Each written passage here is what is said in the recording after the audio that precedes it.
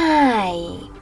In front of me is NOKIA X30 and today I would like to show you how you can install and then apply animated live wallpaper called Magic Fluids. First of all, go into Play Store and tap on the search bar. Then type in Magic Fluids. Now you need to install this free app from Mad Scientist developer, and when it's ready, open it. Then mute the music right away by tapping on the bottom left corner. Now access wallpaper settings by clicking on those three lines at the bottom right corner, clicking on settings and tapping on I accept in the pop-up.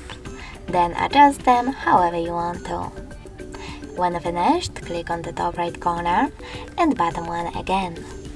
This time you need to choose Set as Live Wallpaper, click on Set Wallpaper and go back. As you can see, after that, my wallpaper has changed. Thanks so much for watching. If you enjoyed this video, leave a like, comment and subscribe. Bye!